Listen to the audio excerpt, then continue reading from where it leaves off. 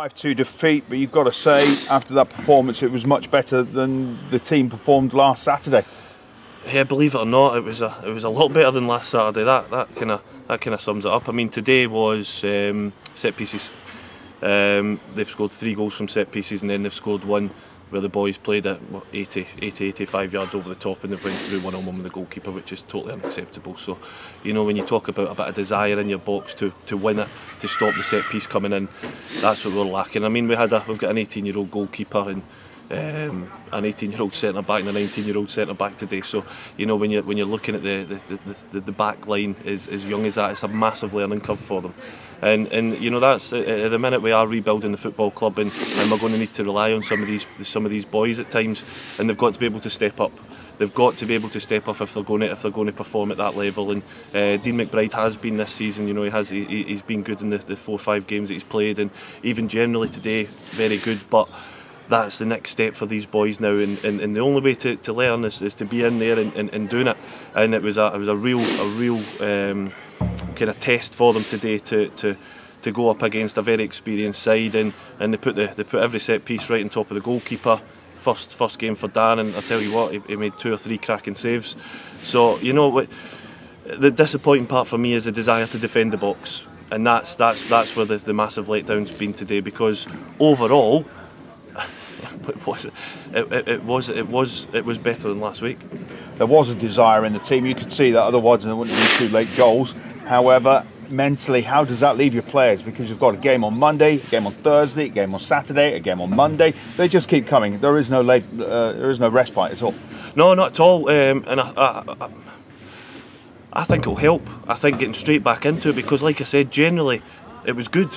And a lot of the parts of today, I mean, you'll watch the highlights today, and the highlights will be the goals. But if you actually see the game, there was lots of good parts of the game. I mean, first half, we could have scored just before they did, when Traynor just puts it over the crossbar, and then Crawford gets down the side and could maybe pull it back, has a shot at goal. We've had 2 or 3 round about the box, got a couple of balls right across. You know, we created a lot of chances today, and we won the ball in the midfield, and there was a bit of heart and desire to win that ball back.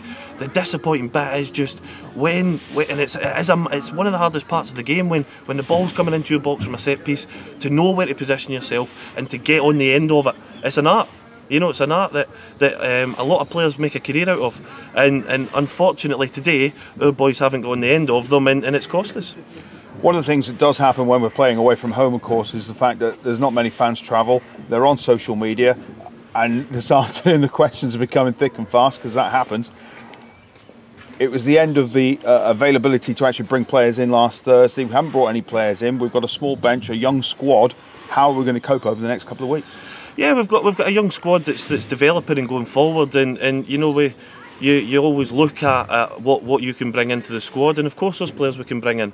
It's been able to go and get those players and bring them to the football club. I mean, that's a big part of it, and obviously it's got to be the right player as well. With 10 games left of the season, yeah, you can throw a lot at it and go that way. But are they the players for next season? Are they the players that we're going to put a hat on next year? Because, you know, it obviously looks more likely that we're going to be in this league again, or equivalent. And we need to now, we are building a squad and building a team that is going to be good enough to get promoted.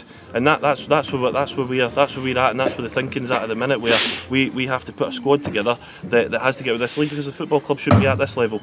But there is good parts of that performance that I can take and analyse and really look back at. And yeah, okay, it's not a good result, 5-2 away from home. You know, you score 2 goals, you expect to get something from the game away. But it's small percentages, and it's the young boys that I would rather hang my hat on to get better and get better over the next 4 or 5 months, that are going to get us there, rather than maybe going out and getting that experienced boy that's going to be gone in 6 weeks' time. And obviously, I don't want to put you on the spot, but as the caretaker manager, and with only 10 games left to play, how should we be looking to the future? Should we be looking at bringing somebody in that's going to transition over that period of the close season, or should we be thinking you're going to be in a spot? It's an odd question to call, but at that time of the year, we've got to be asking it. Yeah, I mean, it's definitely what's on people's minds now. You know, obviously that's a question for hire above myself, because I can't quite make the decision of who's going to be the manager. So that's up to them what they're going to be doing going forward with the football club. But with myself, I'm going to be involved in it, and the way that I see it, with obviously the full-time academy and the sort of player that we're producing through it. You know, I see that being a good part of the squad for next season, with 4 or 5 of the boys being involved in it, and it's a good way of for myself to get them some minutes and get themselves bedded into that. So I mean, with myself, if it's going forward with me being part of it, then I'll be looking at getting obviously the younger boys, but then bringing in the players of real high quality that can progress the football club in the short term and the long. Just a quick word, obviously you brought on another debutant, Zachary Allen came on, seemed to play well. An old head on young shoulders. Yeah, he's another one. You know, these boys, it's maybe been a bit unfair on them. You know, the Dean McBrides and Dan Smith and goal, and Zach coming on there as well. And you know, they're all boys getting produced through the academy that have got better and better and better over the last 6 to 9 months. And they do deserve the chance to go in. And it's a difficult time of season when, especially when there's 3 and 4 of them going in at the same time. You know, you would rather bed them in one at a time here and there, but with the circumstances that we've got right now, you know, they're going in and they're getting that experience, and that's what I'm talking about. If these boys can get 10, 15 games under their belt, they're going to be at a good point for next year, where they're going to be excellent squad players.